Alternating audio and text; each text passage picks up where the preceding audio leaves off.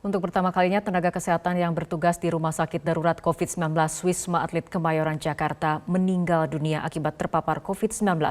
Almarhumah Liza Putri Noviana dimakamkan di kota kelahirannya di Cilacap, Jawa Tengah.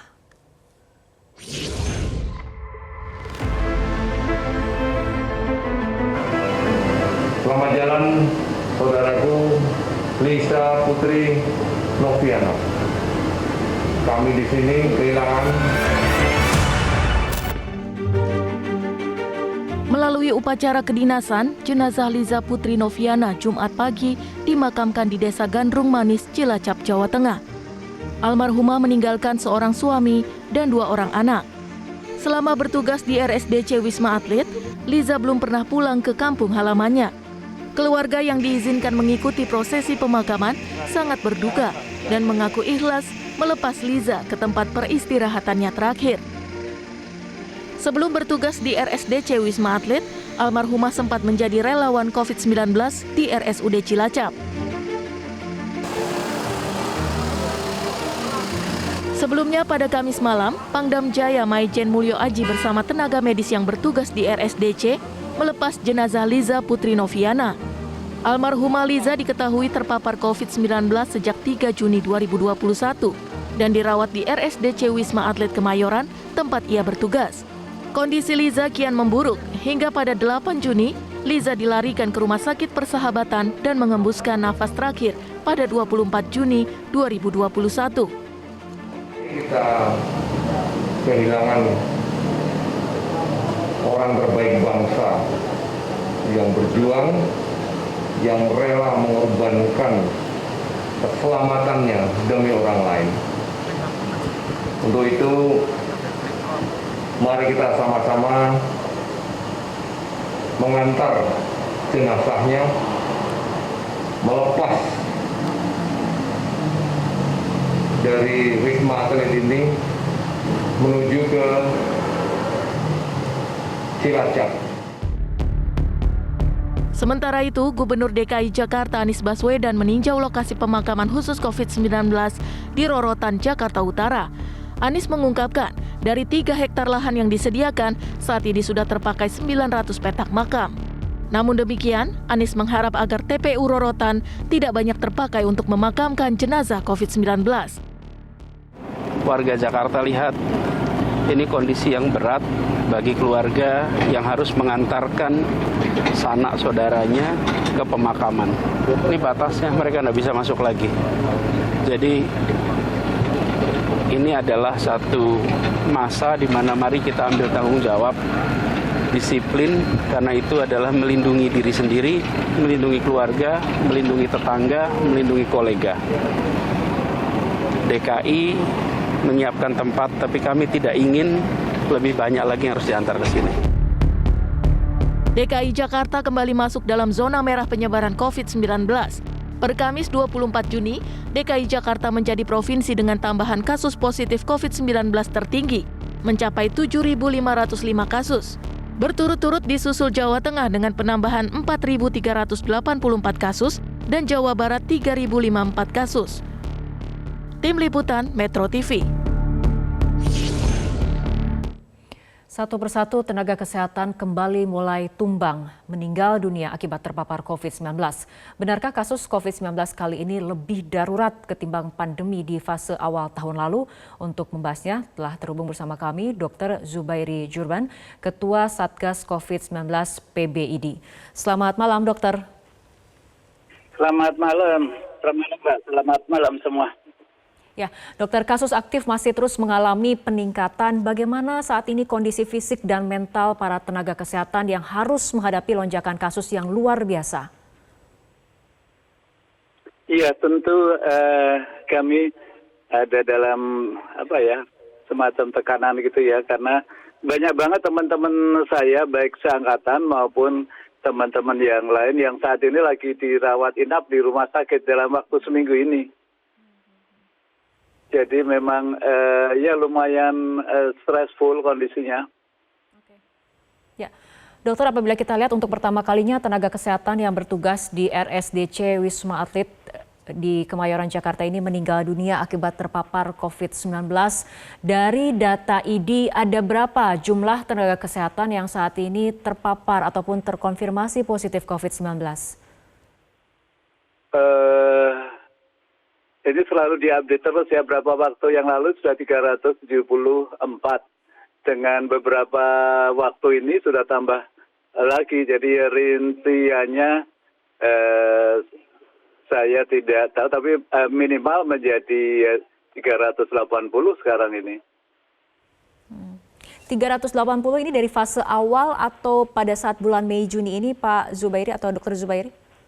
Dari fase awal, dari awal dulu. Oke. Yang dokter itu ya.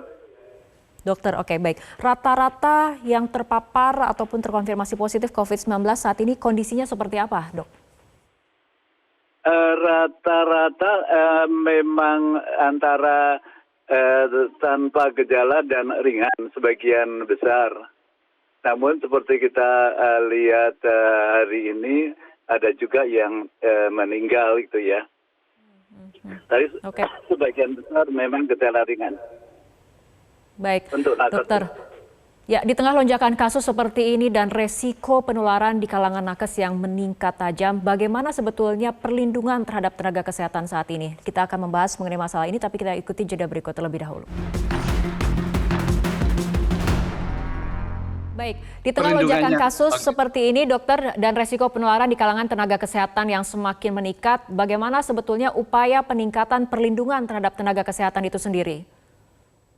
Ada banyak hal yang telah dikerjakan. Pertama ada juga pedoman untuk melindungi diri, kemudian alat-alat pelindung diri yaitu kita siapkan, dan juga ke depan juga harus dalam waktu untuk masih bisa bertahan beberapa bulan ke depan itu harus disiapkan. Demikian pula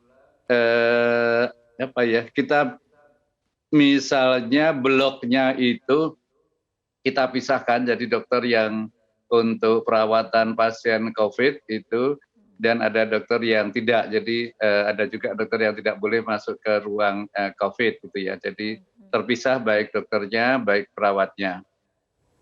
Kemudian untuk pasien yang ringan, tentu pengawasannya lebih, frekuensi pemeriksaannya lebih jarang dibandingkan dengan pasien yang serius.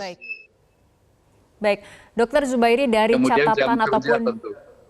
dari catatan ataupun data yang dimiliki oleh ID, bagaimana sebetulnya kondisi saat ini, terutama untuk tenaga kesehatan dibandingkan pada fase awal pandemi berlangsung di tahun 2020 atau pada saat lonjakan terjadi di awal tahun 2021? Iya, beda di lonjakan awal kita kewalahan tentu saja. Waktu itu DKI merekrut banyak dokter, ternyata masih bisa ada banyak dokter yang rupanya dan tenaga kesehatan yang bekerja di luar bidang COVID itu bisa kita tarik. Untuk sekarang juga bisa, namun lebih sedikit lebih sulit, tapi bisa. Jadi misalnya kalau yang Kudus minta bantuan dengan cepat, banyak sekali yang ingin membantu. Namun kadang-kadang ya itu masalah ini kan dokter itu punya keluarga dan juga memerlukan untuk punya anak, mempunyai pengeluaran. Jadi kadang-kadang insentif dokter-dokter yang kita perbantukan itu kadang-kadang tidak jelas, itu yang amat disayangkan. Jadi kalau misalnya yang ke Kudus itu kalau masuk rumah sakit swasta cepat dan memang ada tempat tinggal, ada transportasi, ada insentifnya cukup jelas. Kalau di RSUD ini memerlukan proses lebih lama dan amat tidak mudah. Oke, artinya selain harus menghadapi resiko penularan yang tinggi, insentif terhadap tenaga kesehatan juga terhambat, Dok? Iya, bisa dikatakan kan rumah sakit itu kan memerlukan dana untuk menyiapkan oksigen, APD, dan membayar pegawainya dan yang lain. Nah ini agak tersendat sedikit, ada cukup banyak rumah sakit yang belum dilunasi. Kan kalau untuk pasien COVID itu biayanya dari pemerintah. Baik. Mengenai penularan yang terjadi di kalangan tenaga kesehatan, dari pandangan IDI sendiri, bagaimana ini sebetulnya dampaknya terhadap upaya penambahan kapasitas layanan kesehatan?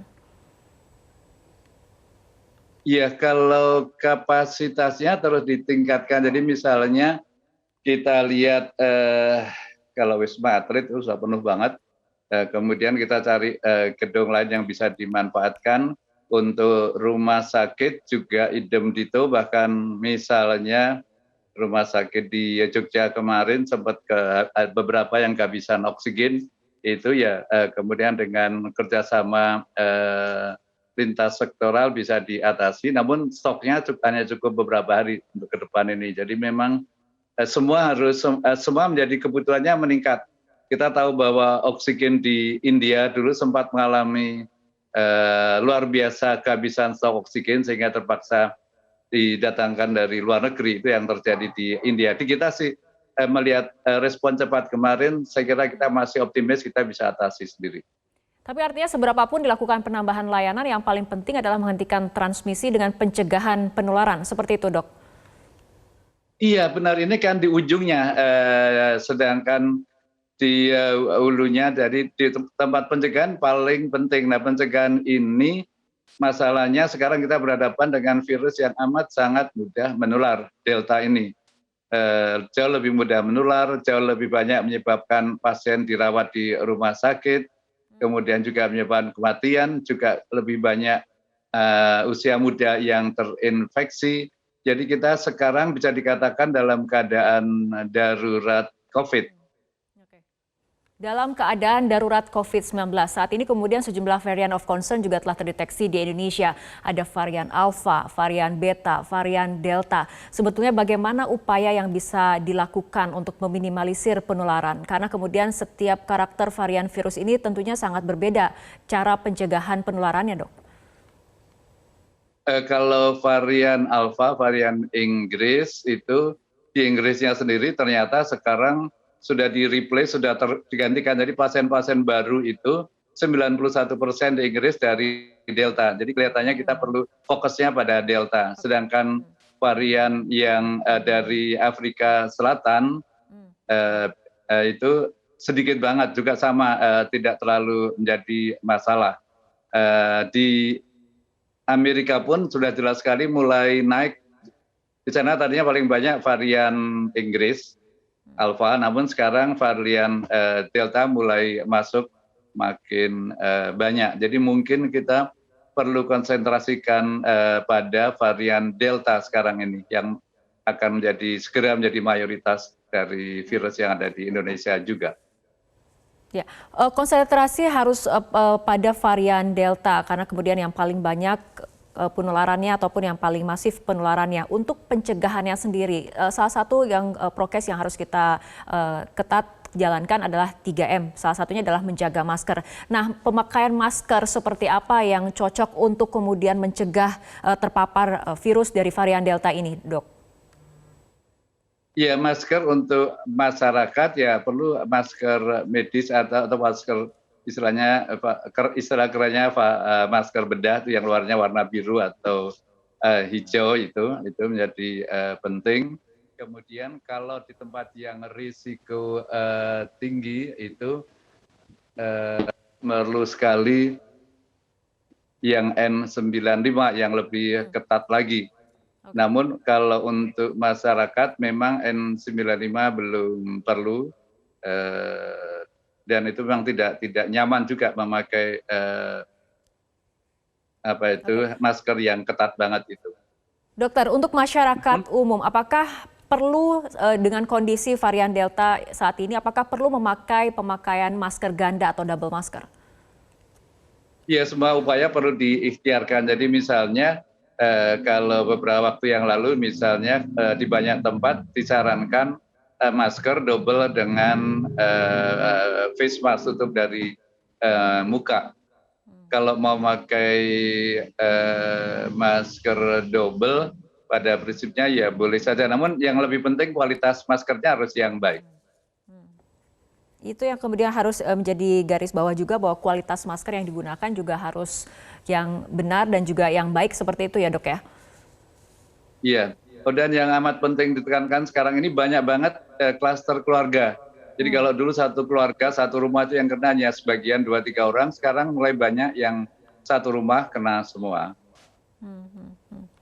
Untuk strategi yang saat ini harus dilakukan oleh pemerintah, terutama melihat kemudian makin banyaknya tenaga kesehatan yang terpapar virus ataupun COVID-19 dan kemudian fasilitas kesehatan yang saat ini bornya di beberapa wilayah bahkan sudah hampir 100%, seharusnya seperti apa sih, Dok? Iya kan kemarin Presiden juga bilang bahwa kita implementasinya kurang mikro itu sebetulnya hampir sama dengan lockdown, kata beliau. Nah, sekarang bagian monitor evaluasi dan pendisiplinan itu paling penting. Jadi saya sendiri misalnya monitor KRL itu memang waktu masuk stasiun diperiksa, pakai masker tidak, harus pakai masker. Oke, tapi begitu mau naik gerbong nggak ada, mau diisi penuh, mau diisi separuh, tergantung penumpang yang mau masuk, tidak ada yang ditolak untuk masuk gerbong. Itu yang amat sangat disayangkan. Itu satu. Yang kedua kan aturan mikro yang baru itu kan kantor kembali 25% yang kerja di kantor. Kenyataannya kebetulan saya kan masih praktek dan ketemu juga dengan pasien, ada juga keluarga-keluarga. Survei sederhana saya sekilas, ternyata masih ada yang bekerja 4 kali seminggu. Bahkan ada juga yang bekerja masih 5 kali seminggu. Yang 4 kali seminggu saya tanya, ya standar biasa Prof, dari pagi sampai pulang jam 5, dari jam 9, ya setengah 9 kita sampai, pulang jam 5. Nah ini bagaimana 25%, jadi saya mohon kepada bagian pendisiplinan untuk bekerja lebih keras, untuk kalau masukan katakanlah mengenai padatnya orang di KRL Jakarta ke Depok itu, udah bolak-balik saya upload karena kebetulan driver saya tinggal di Depok, jadi setiap sore pulang itu dia ngeri banget karena memang ternyata masih berdesakan. Oke, artinya harus ada evaluasi dan juga pengawasan yang lebih ketat terutama dalam pemberlakuan PPKM skala mikro ini, terutama bagi para pelanggar protokol kesehatan seperti itu ya Dok, agar kemudian kondisi dapat terkendali dan kemudian tenaga kesehatan juga dapat melaksanakan tugasnya tanpa perlu khawatir mengenai resiko peningkatan di antara tenaga kesehatan itu sendiri. Baik, terima kasih Dr. Zubairi Jurban, Ketua Satgas COVID-19 PBID telah berbincang bersama kami malam hari ini.